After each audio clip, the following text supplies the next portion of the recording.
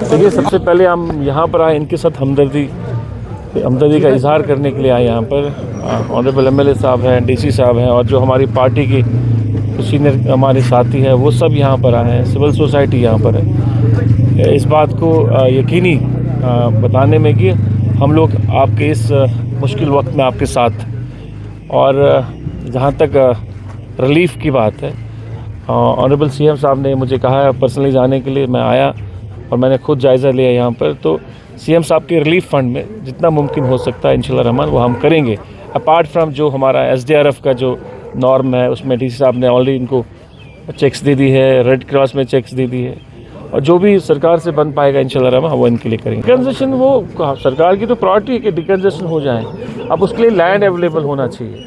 अभी as if ना अभी सरकार को बने हुए 4-5 महीने हुए हैं। उस चीज़ को हम एग्जामिन करेंगे किस तरह हम कर सकते हैं। ये फ़िलहाल हम ये देख रहे हैं कि इस एरिया को कैसे हम सिक्योर करें। उसके लिए जो है डीसी साहब के पास आइडिया है, जो ऑनरेबल एमएलए साहब है वो इस बारे में सोच रहे हैं, और एक प्रपोज़ल है इनकी नज़र में। वो कोशिश उस प्रपोज़ल को उसके जितने भी एस्पेक्ट्स हैं उसको पहले स्टडी करके उसके बाद वो गवर्नमेंट के पास रहेंगे। की बात है, रोड की मरम्मत की जाएगी, और डिपार्टमेंट ऑफ पीडब्ल्यूडी को कहा गया है कि इस रोड की मरम्मत करें, वो इसको अपग्रेड करेंगे। साथ साथ यहाँ पर जो यहाँ के जो पॉपुलेशन थी, यहाँ की जो आवाम ने, उनका ये कहना है कि इस रोड में किसी एक जगह पे 1-2 घर ऐसे हैं जो सेंटर के बीच में है, उनकी एक्यूशन लाजमी है। अगर वो एक्यूशन उनकी हो जाती है लैंड की या स्ट्रक्चर की, ताकि ये रास्ता खुल जाएगा।